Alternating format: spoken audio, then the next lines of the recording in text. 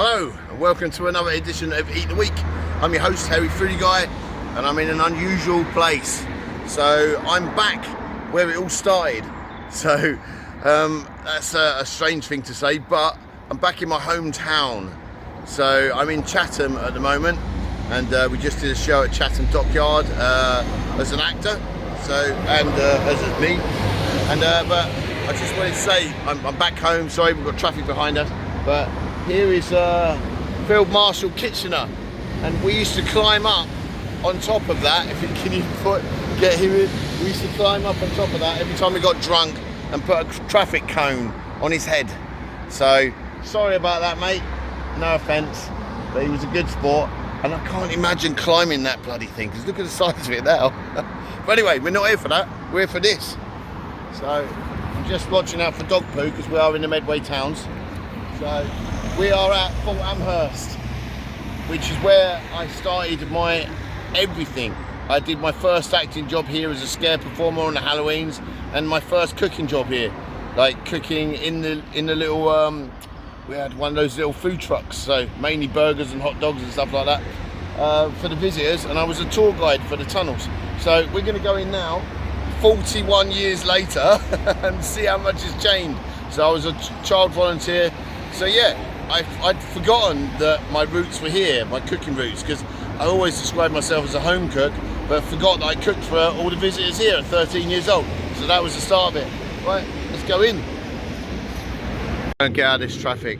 So this wasn't the main entrance to Fort Amherst, and the cannons, the artillery pieces have changed, because we had cannons up there before, so they've gone a bit posh. So it's a Napoleonic fort, so they're a bit out of period, but they're still cool. So, and there's one of the old lights there, the air raid lights there.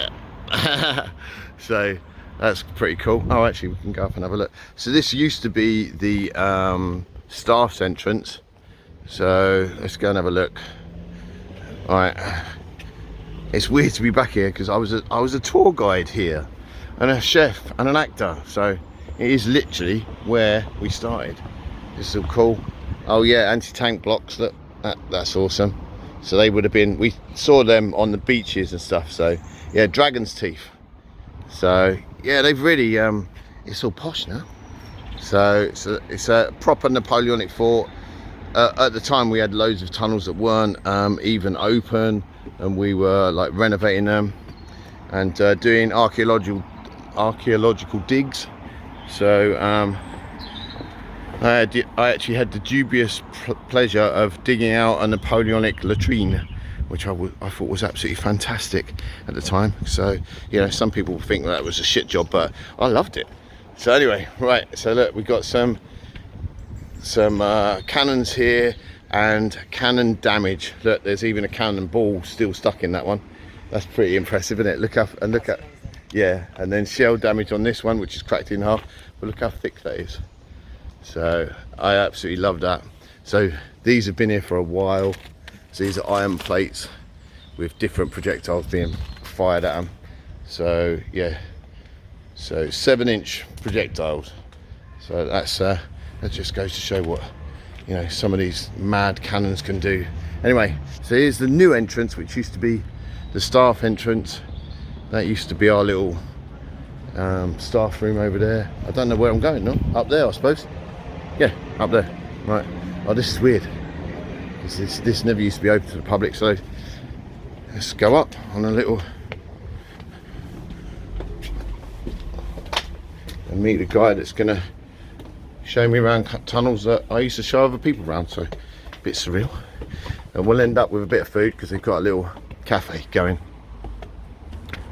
Right. What a beautiful day for it. Wow, oh my god, I'm getting flashbacks now. So we used to do all the reenactments. There's been filming done here as well. Oh, I forgot I got dressed up for a film. So yeah, it would have been I didn't have long hair and a beard then because I was only 13, but they did put me in a World War I uniform for a project I can't even remember. So I think it was probably just filming stuff for this. But anyway, right, let's go and meet the guy. Yeah, I'm Harry Foodie Guy, or Jules. I'm Rob. Rob, so this is Rob. He's going to be our tour guide So it's a new tour guide showing an old tour guide the tunnels, but hopefully there might be some new stuff in there because I've not been there for 41 years. No, 40 years. But there you go. Well, there are some surprises coming up for you, I'm afraid. Awesome. But here we go. Right, let's go. Into the tunnels.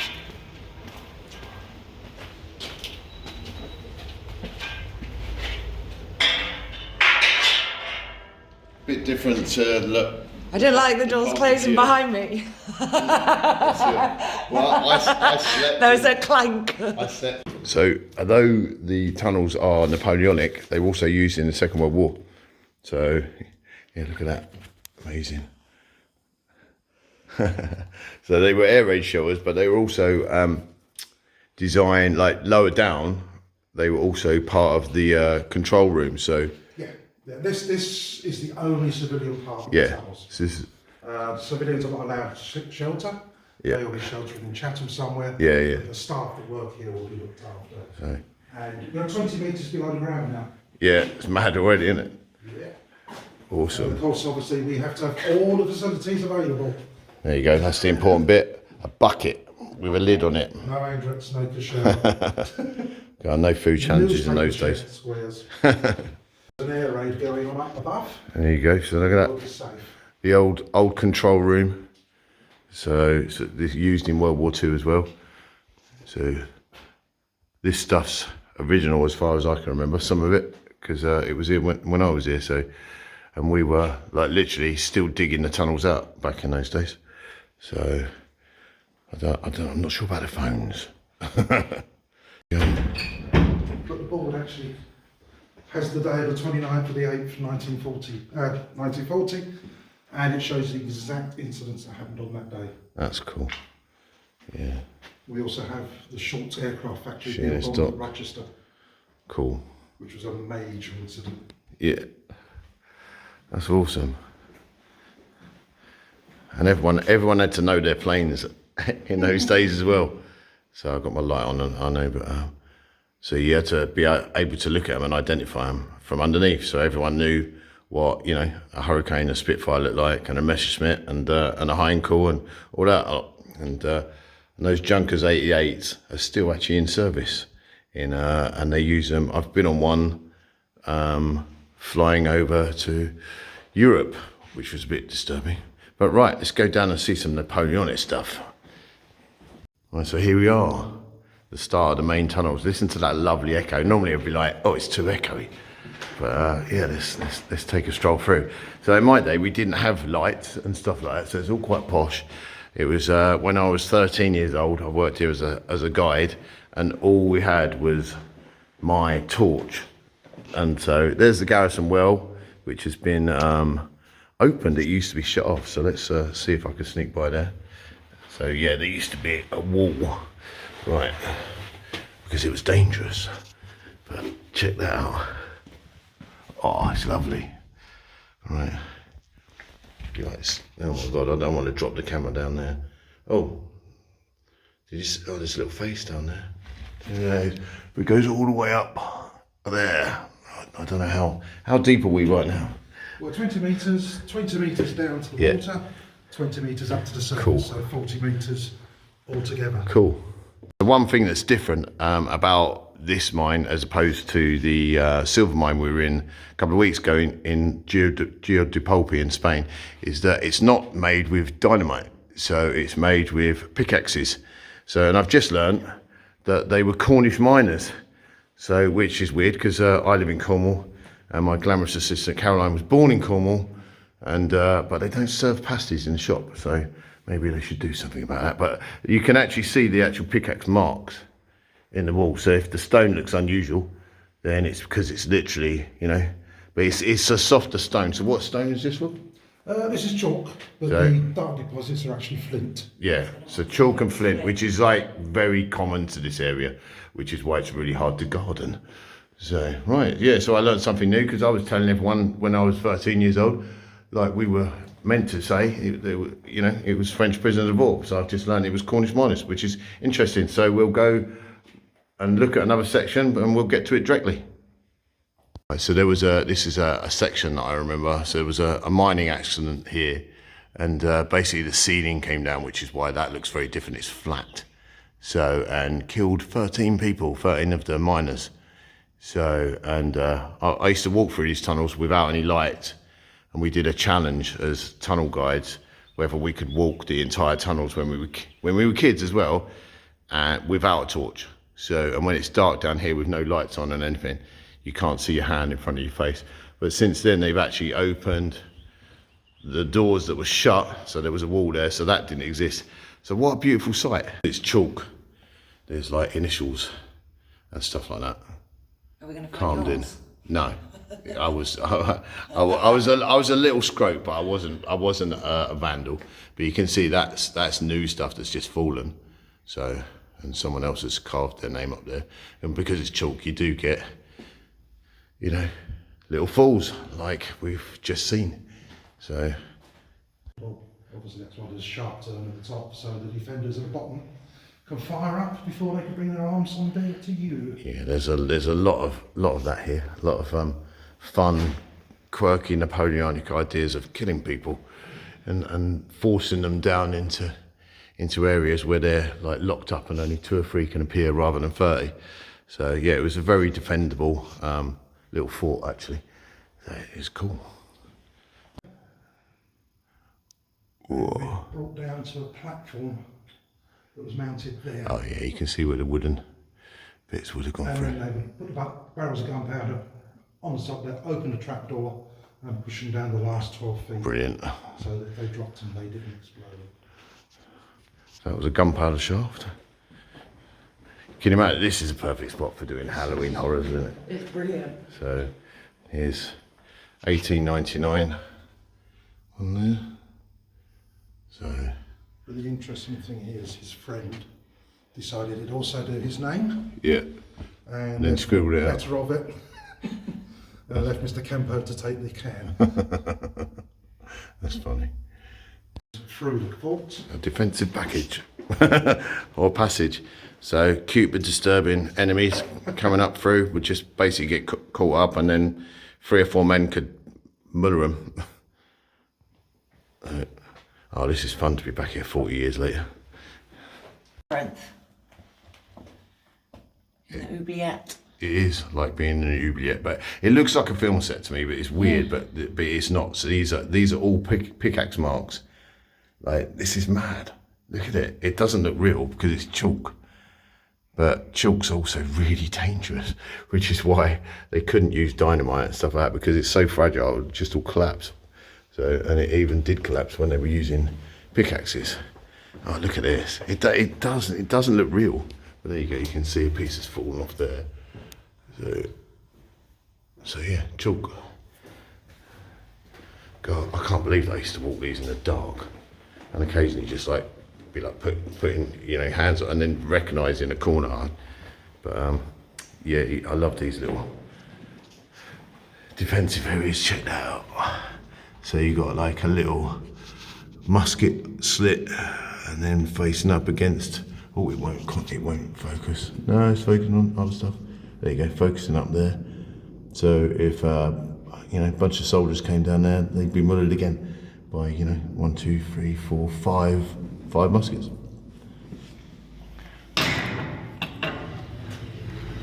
Ooh, oh, brilliant! That's great. And I love the fact that that's still working. Brilliant. Actually,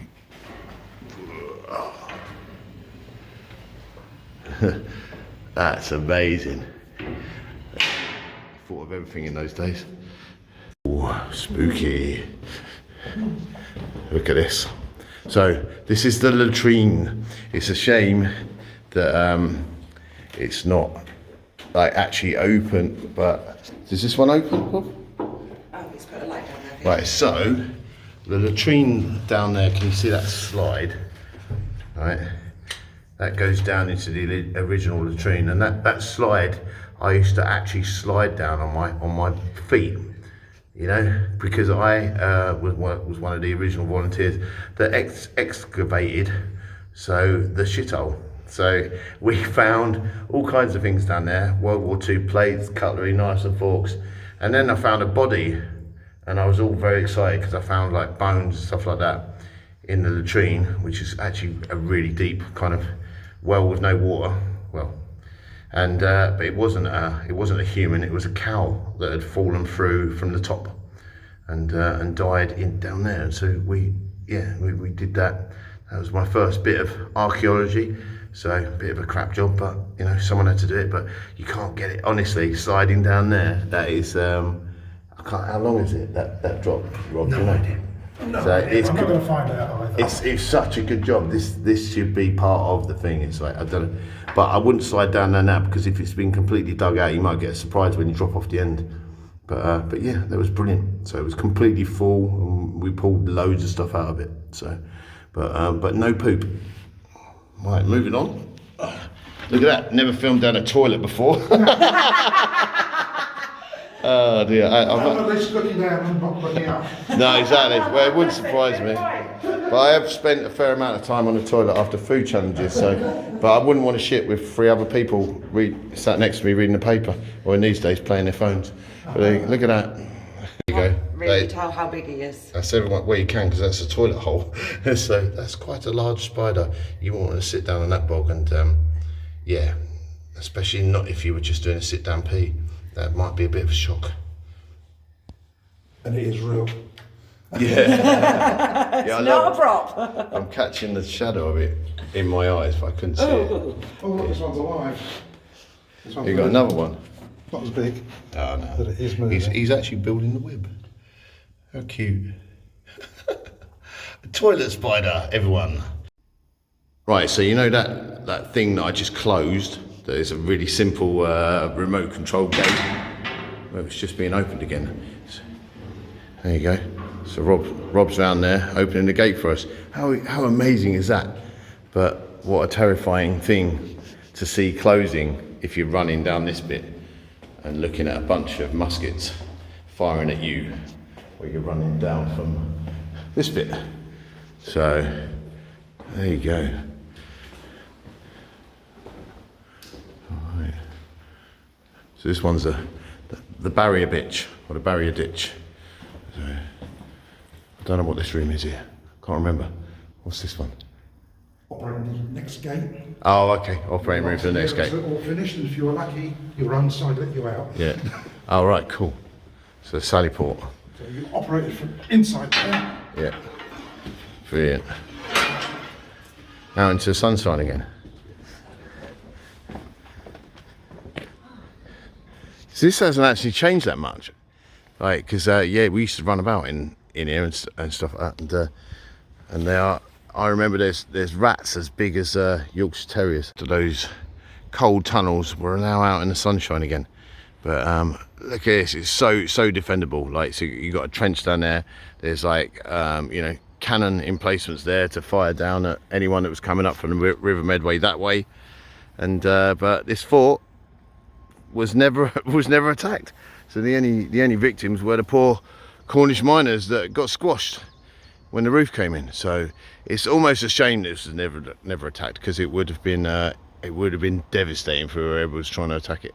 Right, I think we should go and sample some food maybe. So, like, first-person shooter fans are going to love this room, because it's basically like the entrance, like, you know, that we just came up through. It is basically a kill zone. So you've got like 4 muskets there, muskets above there. This gate would be shut behind the invading troops, so whoever got it is basically dead. And then you've got people shooting from there as well, people shooting from down there, so the angle would be a nasty penetrative angle going up through your body. And then, you know, if you got it to this point, you could duck in there, but then there's people firing at you from there, and of course that gate would be shut as well. So that's it, you've got no chance. And they would have had a platform there with people firing from above as well. So yeah, I know this sounds terrible, but it's almost a shame that it was never attacked, because it would have made for an interesting part of history. These are the shells that we just saw from outside. So we're inside now. There would have been a cannon here, and as you can see, it could fire straight down onto the River Medway. Can you get that with the light? Yeah. And straight down that trench, which is an upward slope as well. So any troops that were running, they'd be running up. So, and there's an actual cannon in the next bit to show you what they would have had firing at them. And we saw the damage that these things do on the planes. So, size of this beast. And when we did reenactment days, we were actually firing stuff that was the same size as this. So, but minus the cannonballs. But still accidents happened. So, and one of the original managers, John Loudwell, he was cleaning the cannon after it had been fired, and a bit of powder went off when he was ramming it out. Must have not used enough soap and water or whatever, and it literally exploded and knocked him halfway across the yard. He lost an eye, a couple of fingers, I think. So it was a long time ago, my memory's hazy. I'm impressed I even remembered his name. So this room has fun memories for me. Because for charity, it's like this hall is haunted, so which makes it a really good venue for the Halloween Horror Nights. But this room here, we can get like a spin around in the room. So if you wouldn't mind, it's quite a spooky room, especially at night. We did a charity sleepover in this room, and not many people actually volunteered for it. So I think there was less than 10 of us in here to see whether we could survive a night in the haunted Fort Amherst tunnels. And so we all slept in there. We had our sleeping bags out and stuff like that. I was like 13 years old. And then through that door at 4 AM in the pitch black, when we had these crappy little torches, and I did one that you could squeeze to power up. Like down there, we heard the big steel gates that we saw earlier literally being slammed with force, and it woke us all up. And I remember saying, does anyone want to come down and see what's making that really big noise? And the whole room just went, nope. So I just shut that door there and just tried to ignore it. Because wooden doors keep bad spirits and ghosts away, don't they? Because even ones that can slam massive steel gates. There you go. It was the end of that. We survived the night. I'm still here, and now I'm back. This bit used to be much more visible. So, and it was like a lucky stone that the miners used to touch, which is why it's smooth on the top there. Because they used to touch it when they were like, you know, but you got a kind of an angel shape that used to be more visible, but because it's chalk, it's like, you know, but you got the head there, the body, and the wings there. So, and they used to touch that. It's different to the other parts of the wall there, look. So, nice and smooth. But, and then that leads up to that much more scary part of there. So as one door shuts, another door opens. I don't know about you lot, but I'm hungry. Here we go. Right, let's leave the tunnels and go and check out the Posh T Room that's there, instead of the caravan that I used to work at just there, in fact, on that spot of grass. So look at that. I remember when I said to you, oh, it's lovely to be back home in the sunshine. So right, so this is the Pantry at Fort Amherst, and they don't sell pasties, but they have got some big sausage rolls, so let's go and eat. Look at this wasn't here when I was here. It was just we had a caravan that we cooked from. So yeah, this building's completely new. So, oh look, hello. You haven't got food. Oh, look at this food. So we've got, this was recommended by the staff. So that's a cheese and chicken and, what is it? A panini. A panini. But it looks like, is it cheese and ham and blah, blah, blah? What is it? Can't remember. It was recommended. Recommended by the staff. Yeah, well, we're gonna split that. Oh yeah, look at that, banging. And then we got like, that's a hog roast sausage roll. And so look at that, use your hand for scale, that is massive. Look at that. Oh my God, the pastry looks gorgeous. Yeah, that looks absolutely banging. Right, let's get into this. I don't know what to do first. Hog roast sausage roll. Ooh, that's like proper food. That's huge as well. I'm glad we did have one each. So we check out. Well, we demolished that, and that was amazing. So that was a 10 from me. So it's just good old comfort food: chicken, bacon, cheese, mayonnaise, and a panini. Bang. So now we're going to get into this. So yeah, all right. It's not a Cornish pasty, but that does look like the best sausage roll I've ever seen. And I almost dropped it then, and this is the last one, so that would be a disaster. So, do you want to please, mother? No. Okay, just cut that. I'll cut it. Oh yes. Right, so I gave you the bigger bit of panini, believe it or not, this time. Did you? Yeah. And That's you not did good. Ah, it's because he wants the bigger bit of sausage roll, of the best sausage roll ever in the world, by the looks of The it. pastry looks like buttery and everything. Look at the inside of that. Pastry I've touched it now, it's mine. God. Oh, bang. Oh my God. Grab that plate back. We're gonna need this. Right, let's get in on this. Oh my God. This is going to be a longer video than the tunnels. Oh my God. Porky, happily, beautiful pastry. So, I'll give this a 10 as well. Absolutely banging. Not Seager. Yeah, the whole roll.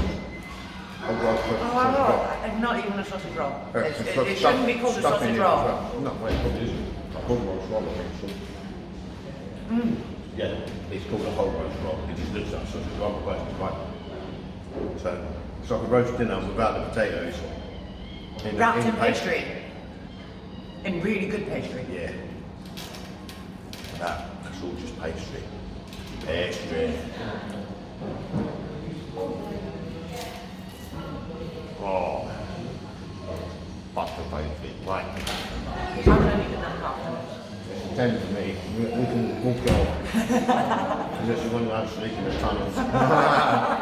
Well, that's been full Amherst. It was a blast from the past for me. So, the first place I ever acted, first place I ever cooked, well, apart from at home obviously, and just a trip down memory lane. So I hope you all enjoyed it. I should put this video at the beginning of all my videos because this was the start of everything. But there you go. Right. If you don't subscribe, please consider it. The channel's growing and it's growing with your help. So, see you all soon. Bye.